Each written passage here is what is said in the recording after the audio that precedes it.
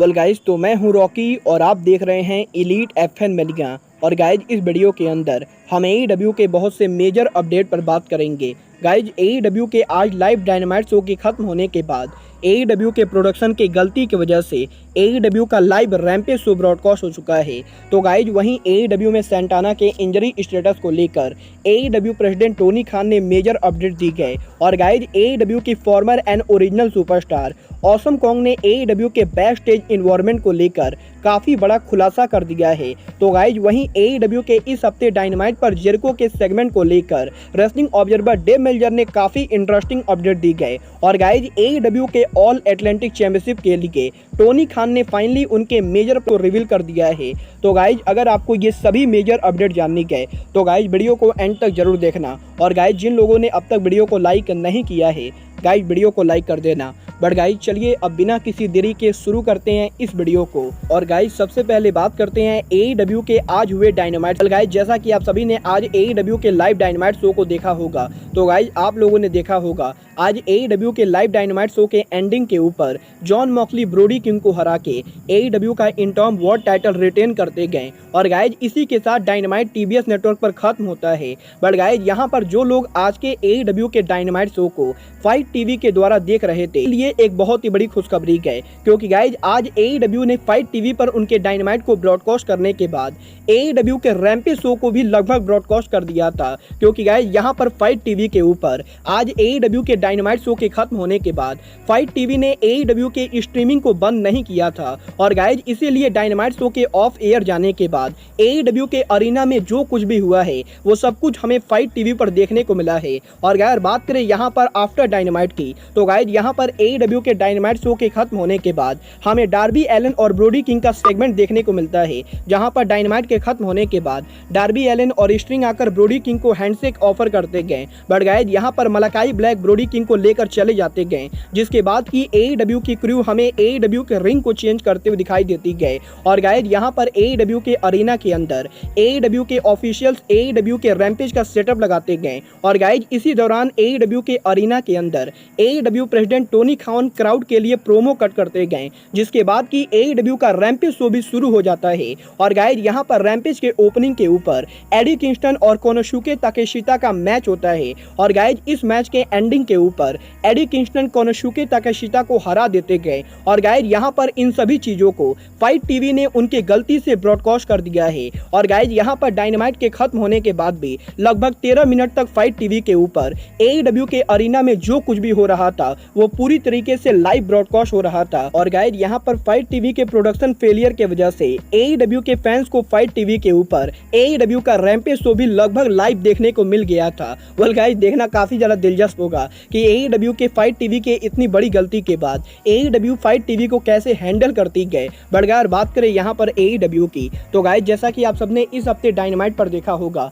इस हफ्ते एईडब्ल्यू के डायनामाइट शो के ऊपर हमें क्रिस जेरिको का बैक स्टेज सेगमेंट देखने को मिला था। बट गाइज, यहाँ पर अगर आपको ऐसा लग रहा है कि जेरिको एईडब्ल्यू डायनामाइट के बैक स्टेज एरिया पर मौजूद थे, तो गाइज मैं आपको बता दूं, क्रिस जेरिको इस हफ्ते एईडब्ल्यू डायनामाइट के बैक स्टेज एरिया पर नहीं थे। क्योंकि गाइज, यहाँ पर जेरिको करंटली अमेरिका में ना होके बल्कि लंदन में उनके कॉन्सर्ट के लिए गए। और गाइज, यहाँ पर जेरिको के फौजी टूर के वजह से जेरिको करंटली अमेरिका के अंदर नहीं गए। और गाइज, इसीलिए लास्ट वीक एईडब्ल्यू के डायनामाइट शो के ऊपर एईडब्ल्यू के ब्लड एंड गट्स मैच के बाद क्रिस जेरिको ने इस हफ्ते डायनामाइट के लिए उनका प्रोमो शूट किया था। और गाइज, लास्ट वीक के प्रोमो को शूट करने के बाद एईडब्ल्यू ने उसी प्रोमो को इस हफ्ते डायनामाइट पर चलाया है। और गाइज, यहाँ पर फैंस को ऐसा दिखाने की कोशिश की गई है कि जेरिको डायनामाइट के बैक स्टेज एरिया पर मौजूद थे।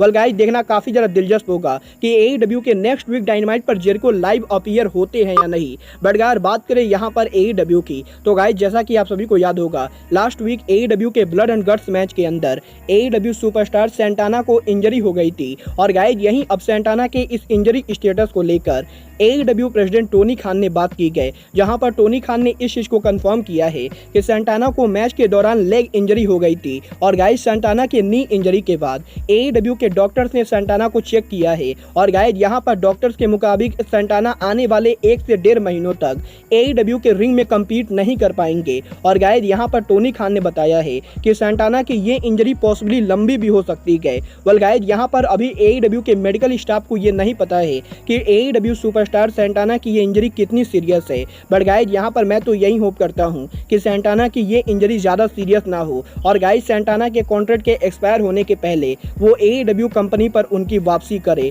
बट गाइज जहाँ तक बात रही AEW के प्रेसिडेंट टोनी खान की, तो गाइज इस हफ्ते टोनी खान के इंटरव्यू के अंदर टोनी खान ने AEW के ऑल एटलांटिक टाइटल के प्लान को लेकर भी बात की गई, जहां पर टोनी खान ने इस चीज को कंफर्म किया है कि AEW का ऑल एटलांटिक चैंपियनशिप AEW का टाइटल तो होने वाला है, बट गाइज ये टाइटल AEW के बाहर हर कंपनी पर देखने को मिलेगा। और गाइज यहां पर टोनी खान ने इस चीज को कंफर्म किया है कि AEW का ऑल एटलांटिक टाइटल ट्रैविंग टाइटल होगा और गाइज AEW के ऑल एटलांटिक चैंपियन पैक इस टाइटल को AEW के बाहर कंपनी पर डिफेंड करने वाले गए। और गाइज यहां पर इसी वजह से AEW के बाहर पैक का पहला टाइटल डिफेंस रेव प्रो रेसलिंग और दूसरा टाइटल डिफेंस OTT रेसलिंग पर होने वाला है। और गाइज यहां पर टोनी खान ने इस चीज को कंफर्म किया है कि AEW के ऑल एटलांटिक चैंपियनशिप को AEW के बाहर हर छोटी बड़ी कंपनी पर डिफेंड किया जाएगा, जिससे कि फैंस को AEW के बारे में और भी ज्यादा पता चलेगा। और गाइज AEW के ऑल एटलांटिक टाइटल के द्वारा AEW उनके फैन बेस को और भी ज्यादा बढ़ाने वाली गए।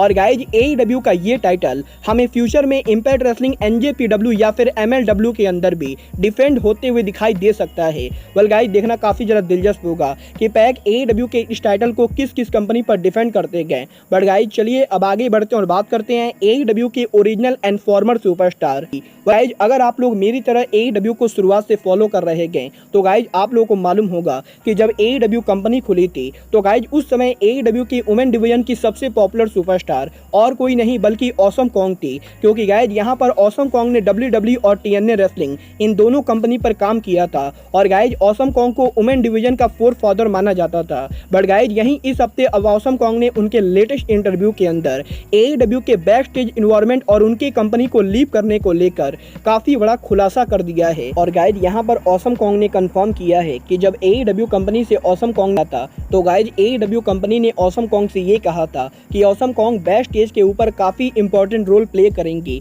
बट गाइज यहाँ पर जब भी बैक स्टेज के ऊपर AEW के ऑफिशियल कोई मीटिंग करते थे तो गाइज ऑसम कॉन्ग को कमरे से बाहर कर दिया जाता था। और गाइज यहाँ पर पूरी मीटिंग के खत्म होने के बाद ऑसम कॉन्ग कमरे में जाकर वहाँ के कचरे को साफ करती थी। और गाइज यहाँ पर ऑसम कॉन्ग ने बताया है कि ऑसम कॉन्ग जब भी AEW के EVP या AEW के ऑफिशियल्स को उनका कोई आइडिया पिच करती थी तो गाइज उनके आइडियाज को टर्न डाउन कर दिया जाता था। और गाइज AEW के बैक स्टेज के ऊपर ऑसम कॉन्ग को ज्यादा रिस्पेक्ट नहीं मिल रही थी। और गाइज ऑसम कॉन्ग के बार बार आइडियाज के टर्न होने के बाद ऑसम कॉन्ग काफी ज्यादा नाराज हो गई थी। और गाइज यहाँ पर ऑसम कॉन्ग को लगने लगा था कि AEW कंपनी में ऑसम कॉन्ग के लिए कुछ भी नहीं रखा है। और गाइज AEW के बैक स्टेज इशू के वजह से ऑसम कॉन्ग ने फाइनली AEW कंपनी को लीव कर दिया था। और गाइज यहाँ पर ऑसम कॉन्ग ने बताया है कि वो AEW कंपनी को बिल्कुल भी डाई हार्ड नहीं कर रही गए। और गाइज ऑसम कॉन्ग का कहने का ये बिल्कुल भी मतलब नहीं गए कि AEW के बैक स्टेज का इन्वायरमेंट खराब है। बट गाइज यहाँ पर ऑसम कॉन्ग ये कहना चाहती गए कि AEW के बैक स्टेज के ऊपर AEW के ऑफिशियल्स ऑसम कॉन्ग की बातों को नहीं सुनते थे। और गाइज इसी मेन रीजन की वजह से ऑसम कॉन्ग ने AEW कंपनी को 2 साल पहले क्विट कर दिया था। वेल गाइज मुझे ऑसम कॉन्ग की इन बातों से पूरी तरह से सहानुभूति है। और गाइज अगर मेरे साथ भी ऐसा होता तो गाइज शायद मैं भी कंपनी को छोड़ सकता था। बट गाइज आपको क्या लगता है AEW का ऑफिशियल्स का ऑसम कॉन्ग के साथ ऐसा बिहेवियर करना सही डिसीजन है या नहीं? आप लोग मुझे कमेंट करके बताइए। बट गाइज अब आज के मैं मिलता हूँ आपसे अपने अगले वीडियो में। बट गाइज तब तक के लिए good bye, good night and bang.